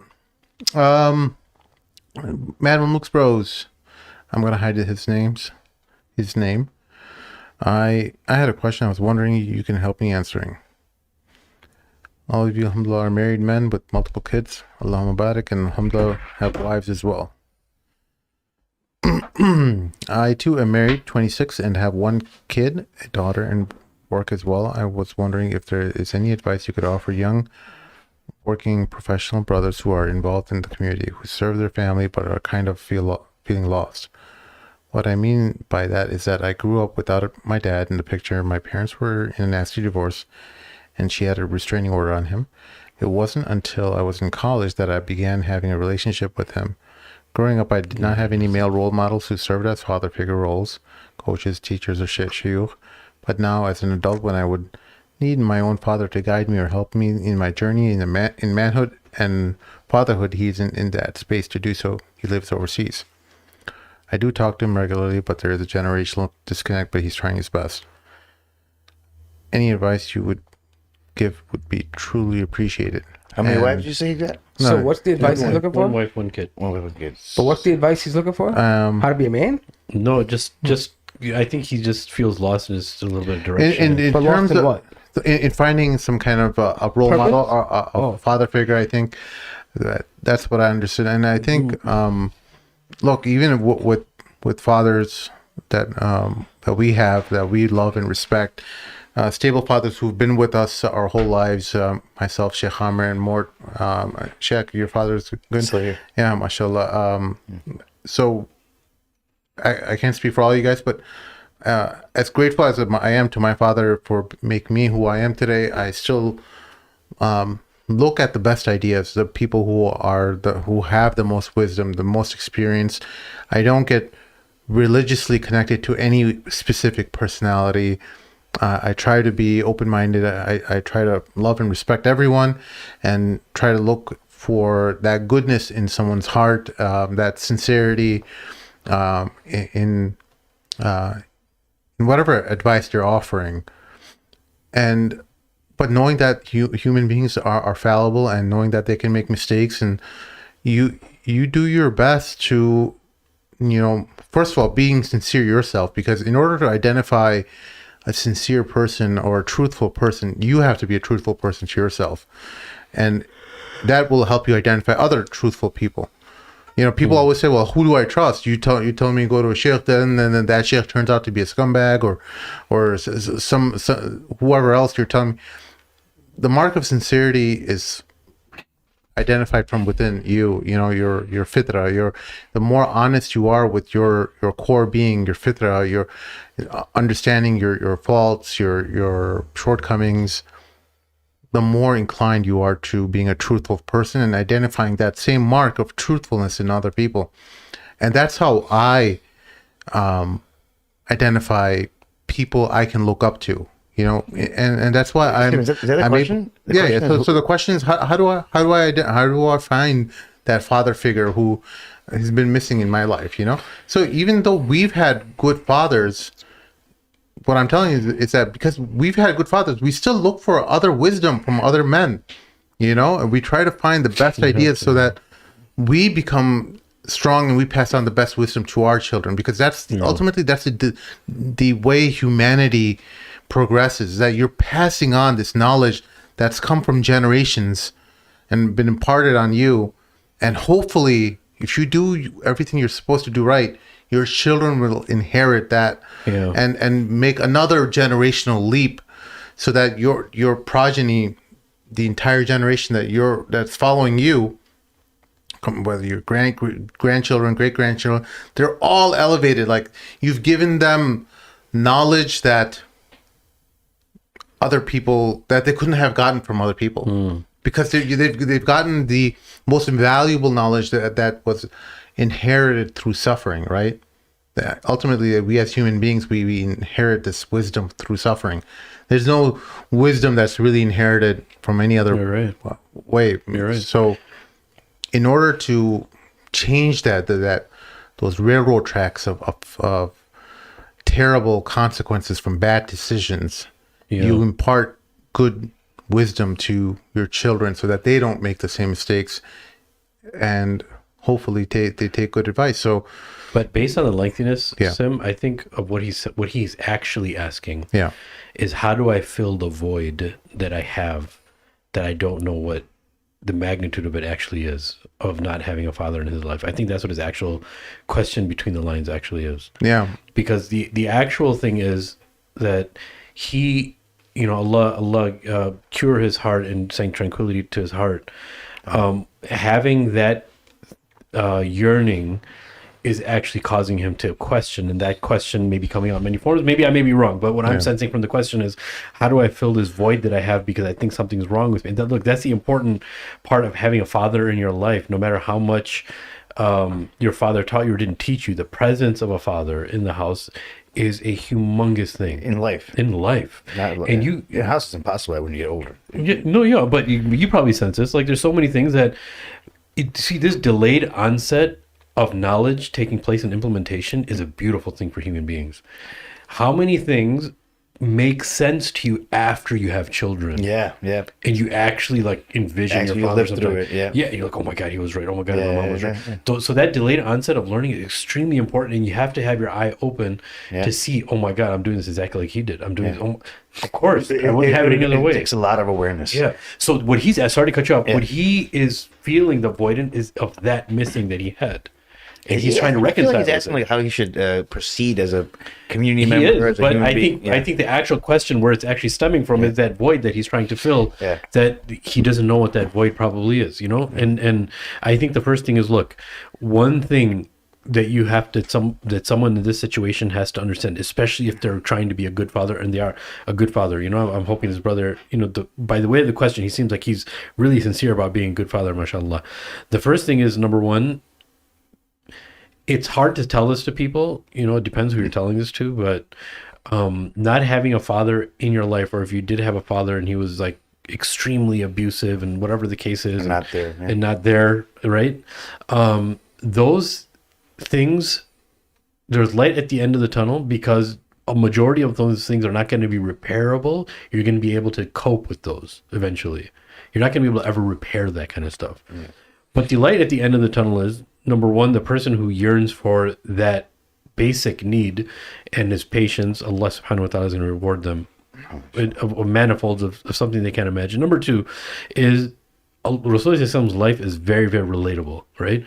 Rasulullah didn't know his father, barely knew his mother, was raised by a wet nurse, goes back to his mother, then his grandfather, then his uncle passes away, then his wife, everyone around him is all of his support. The reason, one of the wisdoms is that Allah subhanahu wa ta'ala, as a favor to Muhammad sallallahu alaihi wasallam, made him solely dependent on Allah. Right? And that's where dependence on Allah comes. Is that Allah subhanahu wa ta'ala actually puts us in different situations, to be dependent on him in many different ways. You may be tested with something where you depend on Allah, and certain things hit the court. And you're forced sometimes into that position. And you're forced. If you're lucky. No, you're really, but that's how Allah's favoring you, that he's putting you in a position of going back to him, that he's not putting other people in. Right? So Allah subhanahu wa ta'ala... even though some people are in that position, they don't go back to Allah. So that's another... You're right. That's a whole different thing. Yeah, it's a whole different thing. That's a whole different thing, man. Allah protect us from that, man. You know, so the one thing I could tell the brothers, I know this sounds very generic and elementary, but you've probably recognize this too, is there's something very, very healing about the Seerah, bro. Yeah, when you go through the Seerah, it's extremely healing. Like it takes you, like I'll tell this to one brother. I've talked long enough, but one thing is, learn the Seerah in order to teach people, because that's what the point of the Seerah, that's the point of Muhammad sallallahu alaihi wasallam's message was, whatever is revealed to him, he has to teach the people to the best of his ability. That's what was a part of his test too, right? But learning the Seerah, the life of Rasulullah sallallahu alaihi wasallam, in order to teach other people, right? I know brothers that actually just went to just teach people free because they wanted to learn the Seerah, because they wouldn't be able to learn any other way. Right? So that's one of the best things is, and you'll realize that when you're actually not just reading the Seerah leisurely, right, or just to know about Rasulullah, but actually to learn the life of Rasulullah and teach it, the healing is like none other. Like, I'm not saying it's going to solve, if somebody has a medical issue, it's going to solve their issue. What I'm saying is that the healing which will happen internally is going to manifest itself in many, many different ways. And I'm not just making that up. I'm telling you, if somebody is struggling, especially with people around them and support systems, and they want to become in that element of which Rasulullah was able to keep going because he firmly believed in the support of Allah, they have to go through the Seerah. Like, there's no other way. There's no other way. Personally, in my experience, that's something that can give you back so much, right? And I want to echo off of Sheikh Ahmed. This is a really good point. When I was listening to that question, that's what I was thinking about. It sounds like he's looking for, my father isn't here, I'm kind of by myself, who's my role model, what do I look like to be the man that I need to be in this world? And it's not just a Seerah, but I'm not going to say it's never a blessing to be without a father, to not have a father. I can't imagine my life without my father in my life. But if as I grew up and I saw who my father is, he's a good man, but you learn things. You learn from, if you're aware, you can actually sit there and learn and say, okay, I Just don't want postures growing up. Yeah. I don't want to be like that when I grow. I don't want. There's certain things I don't want to do that my parents did, or certain things I don't want to do in the house, or raise my children in a certain way, or whatnot. What it is, make those tweaks along the way. But we make those tweaks based off our deen. That's the people who are making those, not the people who are like, running away from their parents, running away from culture. I'm talking about the people who are trying to get closer to Allah, or just trying to be on the right path. They look at that. They look at the Seerah. They look at the Sahaba stories. They look at all the situations that they went through, and they realize, man, we got to do better, or we got to change certain things in our life. And for this brother, I mean, he's young. He seems to know where he's at. That's huge. Right, to be even asking that question and saying, and then being married at the age of 26 and being part of community service and worrying about the deen. My advice to this person would be to don't turn to us, don't turn to men around you today. We're all flawed, and we all have a lot of issues. Go back to the man of all men, right? Go look at that. How did he live his life? How did the Prophet handle stuff? He's the man that we should be looking at. That's who we should all be trying to be. Even us, right? Even today, we get lost sometimes, but of course, at the end of the day, I want to be like the Sahaba. I want to be like, we can't be like it's impossible to be like the Prophet, but it's very possible to be like the Sahaba, right? And they're our marker of high iman. Those are the men that I look to. I love reading about Khalid bin Walid. I love reading about Umar radiallahu anhu. I love reading about the stories about Ali, Usman radiallahu anhu. All of those. Every single one of those amazing, not just stories, but there's so much lessons, valuable lessons that are learned in these people's lives and stories. That's more than enough to understand where you're supposed to be going and what you're supposed to be doing in life. Yeah. Just real quick, there's something while you were talking about this, I was looking for the hadith that I love, and it says, شرف المؤمن صلاته بالليل وعزه استغناؤه عما في أيدي الناس. So it says basically that what's the best way? The nobility of a believer. The honor of a believer, yeah. Yeah, it's his prayer at nighttime, and his honor is independence of what belongs to the people. Yeah. And that independence is something that we should strive for, because unfortunately the way the dunya is you have truly, in essence, you have nothing but Allah. Yeah. All of this will perish. You come into the world alone, you're going to die alone, and you're going to stand alone. That's it. So we ask Allah to make it independent. Monetarily, mentally, physically. We love our families and everything, right? But at the end of the day, we know this is temporary. Yeah. And you have to know that. Like, reliance on people, it's not necessarily a bad thing. We're all human beings. We're communal beings. Allah mentions in the Quran, we have spouses and we created you in pairs, sure. But the mindset of being independent, being okay with losing that. Yeah. Being okay with stepping away and saying, my reliance is on Allah, my complete independence. And you can only have complete independence when that reliance becomes a yaqeen for you. No, that's deep, man. Being okay with losing everything. That's amazing. Yeah, man, I need to hear that. And lastly, as far as the generational disconnect goes, in terms of your father trying to be a good father to you, and he's just not that divide is there. He doesn't know exactly, to have that type of conversation with you that is, that's in alignment with your age or in your era. And that's the same problem we all have, bro. Yeah. We all have fathers who are way old school, and they when we try to talk to them about our issues or whatever we need help with, there's going to be that disconnect. They don't. So sometimes they won't understand, and sometimes it will take them some time to understand. Yeah. And if you talk to them, they're not robots, but it may take some patience and some. But I can give a pointer. Give a pointer. Ahead. One thing is those things that cause generational gap type of feelings. Now is not the time to even. Now is the time to ask questions of which that you really missed out on. Like, ask him question about like what does it for you, Father? What is it that every man should be like? Yeah. What is it like to raise children or not be with those kind of questions that usually you accumulate that over 30-40 years around being your father without asking him those. You just see it through him. But now is the time, if you miss that phase, you have to ask those questions directly. A lot of people, like, we feel uncomfortable asking that because we already acted out. It'd be like weird, like, yeah, I already know that about my dad, right? Yeah. But someone who hasn't, and Allah protect his brother in his heart, but now is the time to ask those questions. And then that generational gap thing is not going to exist anymore because those things transcend generational gap type things, right? So those type of questions need to be asked. You know, our Nabi, he didn't have a father, but what he had as an adult, he had a good shura around him. Yeah. He had people who had good wisdom. Yes, sir. And that's what we all need to do. We surround ourselves with wise men.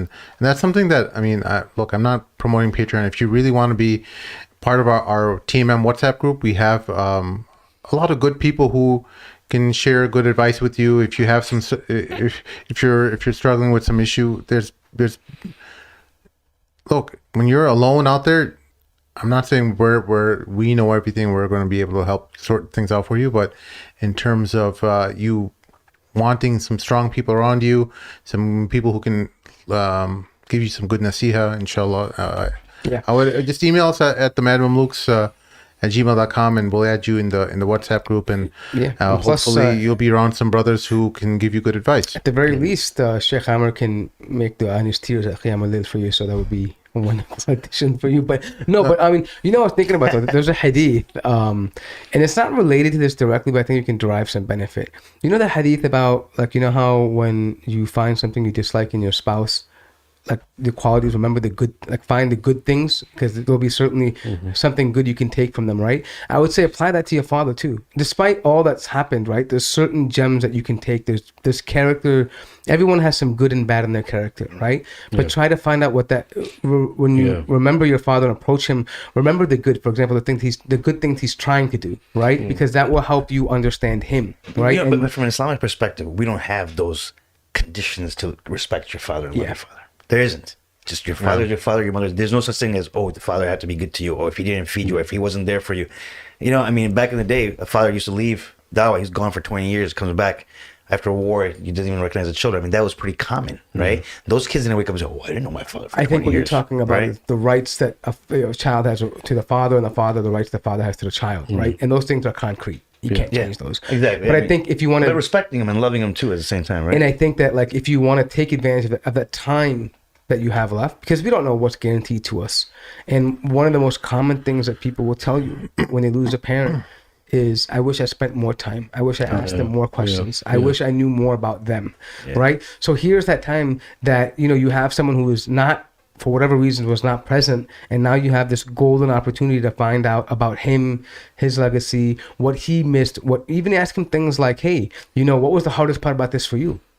Yeah. Because sometimes even getting that reassurance that you were missed by him may bring you some closure. True. That's a great right? point. There's something like More you want to troublesome take the gems there, time. brother. No, you want to take some time to get to know him, because trust me, when they're gone, like you always, even when people who are not your parents, even friends that you have or relatives, you think, man, I wish I would have asked him more questions. I wish I would have spoken to him a little more. Right? Got to know who he is. Spending more time is huge. I mean, and I say that to you. Just the other day, I was listening to some friend of mine, somebody in our group who had an issue with their wife and the mom and stuff like that, and they were discussing this with me, how they can't come to their house that much, and when they do come, it's very uncomfortable, and they have to leave. They don't get to see their parents as much, and their parents are old. And I told them at that point, I said, man, if you took away my whole world for a day and gave my mom back for a day, I'd take it. So it's really tough to understand that when you're living. Even my dad, like, even though he's alive, he lives far away from me, not far, but he lives like 20, 30 minutes away. I see him only once or twice a week. I don't see him every day. And sometimes I stop. When I was about to write that message to my friend, I was to tell him, like, dude, you gotta stop this nonsense with your wife and your kid, whatever the hell it is that's going on, because when your mom's gone, you're gonna give up all this stuff for one day with your mom. You're gonna say, man, take away my kid, take away my everything. I just want one day with my mom. I would die for her to be here one day just to see my kids, right? Just for one day to see I'd trade places with her in a heartbeat, even though they're my kids. Just sometimes, you have these weird feelings, but you'll never know until they're gone, right? So the time spending, more important than talking. I don't even want to talk to my mom. Just let her sit in front of me for 20 minutes. That's all I want. I'd be happy, right? That's all I want. Yeah. And sometimes, so there's days that, you're going through crap and you think, God, if my mom was here, I would just go home and just would put my head in her lap for 20 minutes and come back and I'd be fine. That would be enough. We don't realize those things, right? We don't realize those things. So it's not just, you don't need to talk to your father. Sometimes I don't even talk to my father. I just go there and I let him play with my kids and I just watch them. And that's more than enough for me, Sometimes I just sit and watch TV with them. That's cool with them. And that's more than enough for them. My dad doesn't even care if I do anything for him. He just want to know about my day. Happy to see me. He's like, oh, he's here. That's good enough. And you know, Oh, you're the oldest too, right? Yeah, and that's enough. You know, that's enough for them to see you, and then them to see you, and that you don't realize that while they're alive. Parents are something else. Like I had this Something thing that I do with my different dad every day. After struggle, I walk up in the morning when he comes out. I just give him this firm handshake, and he loves it. It's like the greatest smile he has every morning. He starts off. He gets this weird smile. He's never smiled at me in his life, right? Especially when you're a little kid. Yeah. I mean, my dad. Everyone knows my dad. He was the kind of guy who come in and growl at you, right? Yeah. So he smiles. So I come and give him a firm handshake. I'm like, "You doing okay?" And he's like, "Yeah." And he's giving me this little weird, awkward smile because he doesn't want to smile, but he does, right? But that's the highlight of his day. Yeah. Man, that's all so it makes me feel good. So, man, last question, guys. Here we go. 1 second. Whoa, what's going on there? Let's struggle, bro. You okay? Huh? He's trying to reconcile which question he should read first. There's like three questions crap. he has probably. No, I was just I was groaning at the screen freezing again. Oh, guys, we need to get some money. It's only yours. That's the crazy thing. Yeah. It switches all the every. equipment. Yeah. Oh, okay. Man, something's all Turns on everybody. It's random. Yeah. So one of the brothers asked us to talk about him transferring his child to an Islamic school, but then he looked up the rules, and the rules are kind of crazy. It says no fades for boy haircuts and no long hair either. Apparently his kids have a fade or they might have long hair, so his kids can't go. What do you guys think about this? And then he gave a link to the school's policy. What school is this, if you don't mind me asking? He's worried about the wrong thing. I mean, the school has a. I understand where they're coming from, like Sonowise, but I think that, to be honest, I would write to that school and say, listen, we have an existential threat to our community that's targeting young people, and we want to be able to put them. They're not perfect. They're learning. No, I agree with you just said. But let's just stop right there. Why bring that crap into your school just because you want those kids to come there? No. I'd rather you differentiate and say, hey, you can't make the cut. Don't make the cut. You really care about your dean. You really care about your children. Make the cut, man. Make some moves. Why is your kid's hair more important than a proper education in today's world? No, but why are they making that requirement anyway? Why not? No, from a Muslim perspective, private institution. From a Muslim perspective, it's a private institution. They're vetting the people, bro. No, but I'm saying the hadith. They're vetting who they want. Like, your hair, you can't fade. You can't make it into a mohawk and stuff like that. No, fading, bro. No. It depends what fade we're talking about. If it's the hair that flows, if there's completely different levels, that's different, right? Yeah. But like if it's like a fade and it goes up to something short and it's blended, that's not a problem. Bro, none of them are good. No. But not only that, though. Look. So maybe someone may think I'm a little staunch on this. Look.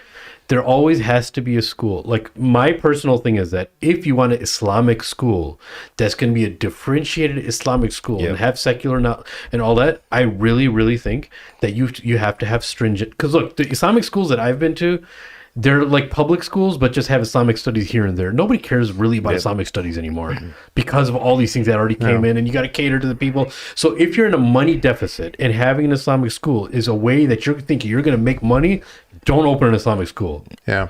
Open an Islamic school if you want an Islamic school. Don't make a school that it's a Muslim populated school, because that's not an Islamic school. Yeah. Right? But I guess my thinking was that, look, I mean, when you have, I don't know how old the kids are, but for teenagers, whatever, right? Like, it's tough to get them to say, oh, put this haircut on, right? Like, you know what I mean? Like, that's cool. Send them to another school, bro. Yeah, but I get that. But what I'm trying to say, though, is that, like, when they go there, like, are you okay with the community the kids just falling apart with the learning in public school, right? You know what I mean? Like, I feel like that we got this. I understand what you're saying, that, hey, rules are rules, right? I get that, right? We shouldn't bend them. I'm saying, don't bend it for this one kid. I'm saying, as a whole, as a community, you want to say, listen, do I want to bring people into the masjid, or do I want to, keep them apart? No, the masjid is different. No, but I'm saying the school and the community. Look, it depends what the goal is. What it comes down to is the goal of the school, right? What the goal of the school is if the parent has to see, okay, you know what, this is a robust education, amazing Islamic environment, amazing this and this.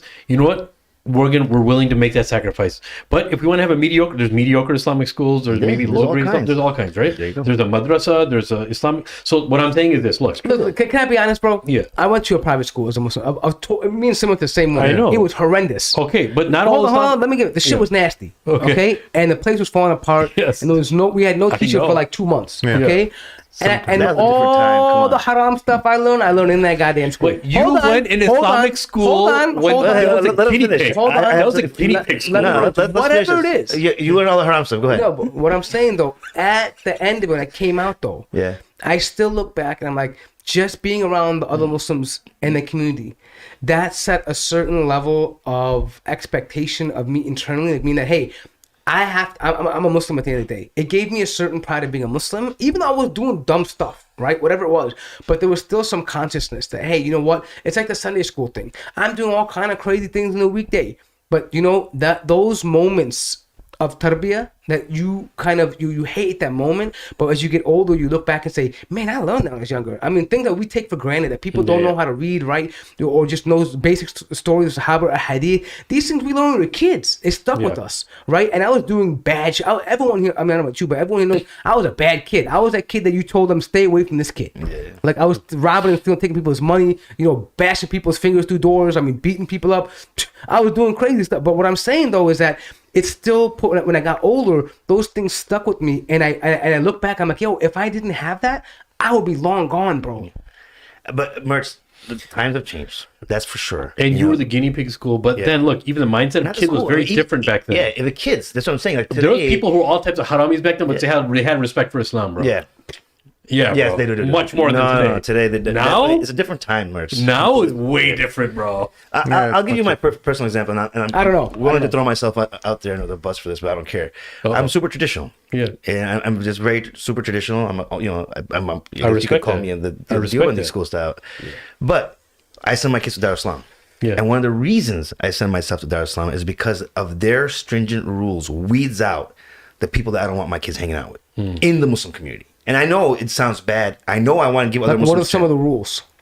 Well, they're just very stringent about everything, right? Okay. You know, the haircuts, the clothing, every single thing that they're very The gender separation, the food, very. They take everything, it right. all the way Yeah. to the max like level of traditional rulings. There's no like space for anything. And I have two kids that go to CPSA, right? So I'm getting both. This one's not as stringent; it's a little bit laxed, and then this one's more stringent. But I do that because I want to differentiate my kids from the families that don't care about what I care about. Because I'm looking at the people around me and I'm watching them raise their kids, and it's close friends of mine, and I'm thinking like, you're going to hell. You're paving a path to hell. Oh my god! That's hilarious. Sorry, I didn't expect that. That's how I feel. And I don't want to be mixed with that. You burning food? People think it's a joke. I mean, I understand that it's a harsh thing to say, but people literally think our deen is a joke. They think they can do whatever the hell they want. They can say whatever the hell they want. They can dress however the hell they want. They can raise their children however they want. And we're all going to end up in the same place. We're not. I definitely don't want to be in the same place as most of these people are, wherever it is. Yeah, Allah protect us. So, yeah, I mean, but it's just that's the reality. No, I mean, I get you. I mean, I think there's certain core things that we have to enforce, like things like gender, food, salah, all the things that the modesty, the respect, the adab, all things. But I think there's certain things that kids are it's just inevitable reality they're growing up with today, right? And like like they're gonna do it, and I think that sometimes it's better to be just a little bit accommodating so you keep that bond of the community. Otherwise, because I mean, look, to be honest, here's the fair thing. I would think, for example, a better policy would be more about the hair. I don't know what these policies are, but hey, listen, when you're in the school, your phones don't come in this place. Yeah. Yeah. For 9 hours or 8 hours, whatever it is, your phones are not in your, there's no TikTok, there's no American Twitter. schools do the same thing. Come on. Huh? American schools do the same thing. No. Dude, in American school, I don't know. I had people in school. People No, stuff nowadays they some stop schools it. do. No, But this what I'm worried about is the parents and the Muslim community here. Like, to even bring that up and say, hey, I can't get my kids to change it. Oh, how did your kids get that haircut? How do they do you get not used have- to it? yeah. How do they get to that point where you're like, okay, go do whatever the hell you want, and then Wait, but you never had a fade growing up? I mean, I did, but my parents didn't know.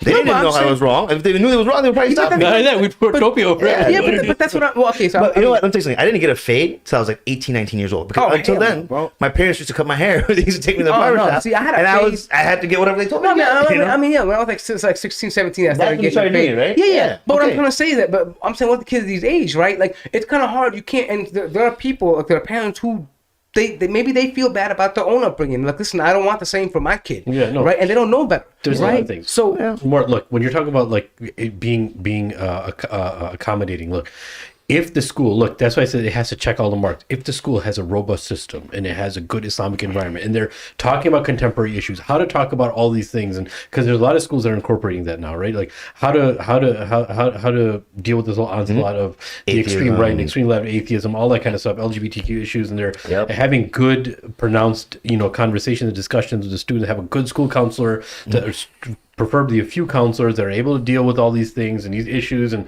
that are well trained. Then I would say, look, the equivalent to this is like when people, they dedicate their children to go to like military schools or like private schools, and they have to follow a certain code. They have to have certain type of hair. They have to do all those things because they want the cream of the crop, right? Now, look, I'll tell you, in Aurora, even the Christian school in Aurora, in order for the student to be there, this is what I mean, don't you shouldn't be dependent too much on money. You shouldn't be a school going broke, and hopefully the student's tuition is going to be paying everything. This school in Aurora, because we researched this, and Sheikh Amin also told me about this, so I started looking into it.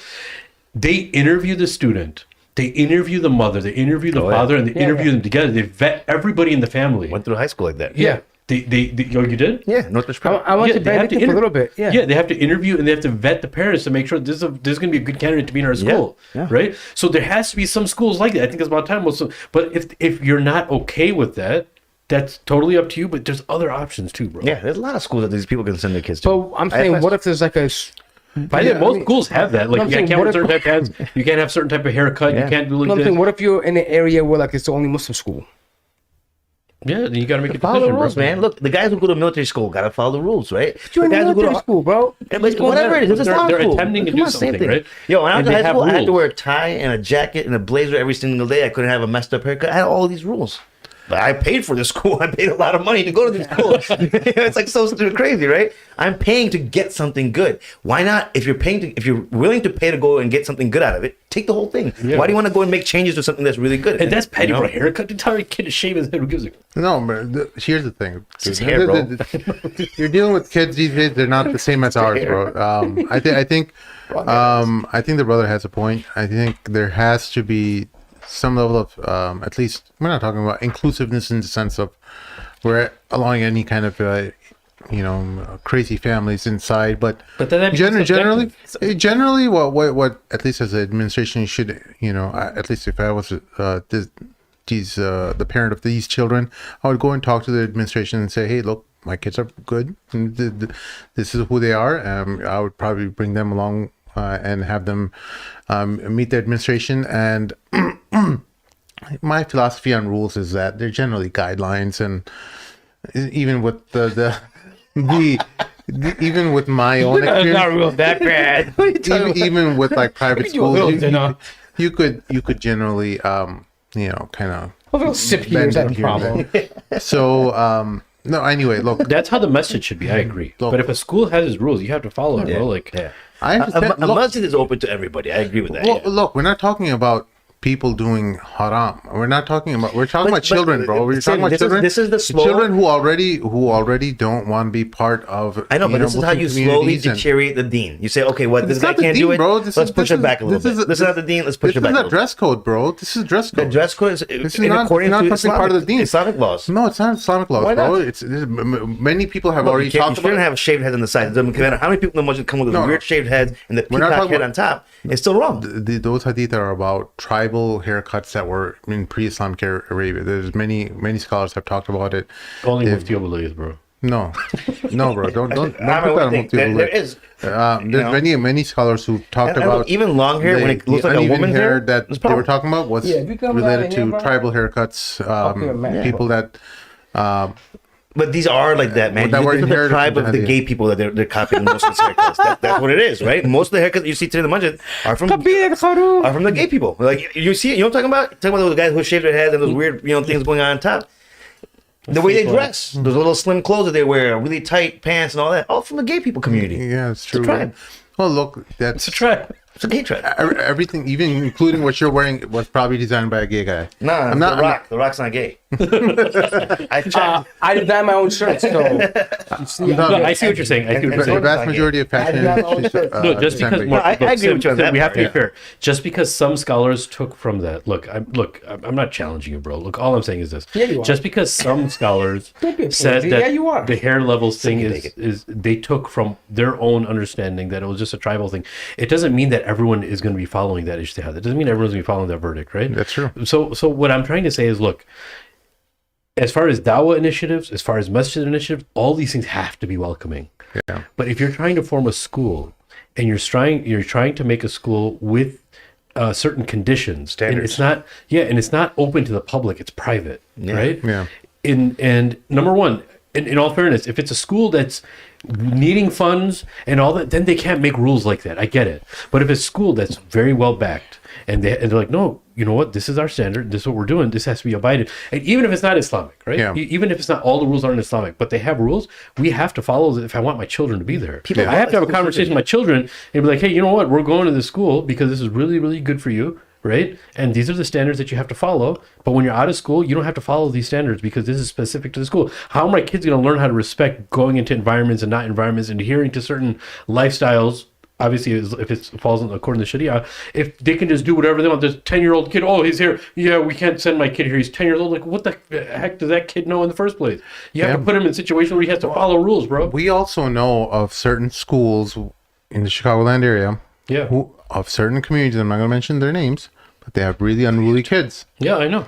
Really unruly kids who are incredibly disrespectful, abusive to their teachers at their school, throw stuff at them. It's a broke school. all They're not kinds of stuff. financially backed well. Yeah. And they have loose guidelines. They, usually people who are the biggest donors, they get their kids in. Exactly. And I can understand that point too. So Sheikh brings up some good points related to why some schools need to have these stringent guidelines, because you allow certain people, irrespective of their ethnicity, people who are jahils, Yeah. and their children are jahils, and they have a lot of money, and they think that their money will change the direction of the school. So I understand that point as well. So it's a difficult Comes down to situation. leadership too, bro. I would suggest the brother look for a different school if possible, Or just tell my or kids to cut level their up. hair, bro. Level yeah, up. or but I don't think I think he explained in the chat. I think it's he was talking about in the chat that there's other things as Yeah, well. got It's it, not got it. it's not just the haircut thing, Yeah. but It's other schools then. but it's an attitude thing too as well with the school, and they may have some hikmah behind that. These stringent guidelines, they may have had the same problems that we've seen in certain Muslim schools in the Chicagoland area, who are incredibly disrespectful to their teachers. Yeah. Teachers will hate working there. They want to quit, Yeah. but they're desperate for some level of income, so they do what they have to do to survive, and they work at that school begrudgingly. So, No, and a lot of people who are in leadership, man. Sorry, I have to say this: they're not fit to be in that leadership to run an Islamic school, bro. Yeah. They're not. They're nowhere Bro, near. none of the Islamic institutions have leaders that are fit to They're be there. not fit to be there, God bro. dang it. They don't know anything about education. Volunteers. They've never been in education. but that's why we get the teachers that we do. Yeah, sure. People who are desperate, who don't really enjoy what they're doing, and they're forced to deal with these type of I think kids. that issue is because the pay sucks, man. That's The what pay you sucks attract. too, yeah, but you pay probably, 25 grand. What do you think you're gonna get? bro. If you double their pay, No offense, man. even if you double their You worked someone's on that pay, shit for a while. I think they paid that little. No, not only that. Like, No, even if you- even the pay, but sometimes it's even like the just they don't even basic things like healthcare or Yeah. knowing if they're gonna have the same job the next year. Yeah. Like those kind of things. In the insecurity, maybe someone might be Getting a willing to new make a contract every sacrifice year. and say, "Oh, okay, for 25 grand, I'm willing to go feast to be Allah." But hey, it's different when you say, "I don't know if I'm gonna have that next year," right? Like there's no way to plan at that point. yeah. Look, again, like I said, if you double some of these teachers' pay, they still wouldn't be happy with the type of students that they have, because the students just don't care. You got triple pay. Yeah. Folks, that's our show for this evening. We'll see y'all next time. Assalamu alaikum. Alaikum assalam. You're what you got on there? Go ahead. Axe or something? Oh, okay. Crazy, man. That's a little Turkish thing. Is that an axe? Yeah. That's sick, dude. Myself. It got blinged out over here. I was watching him in the thing. He got like 4 rings on. I'm like, damn, man. This guy's dressed to the nut.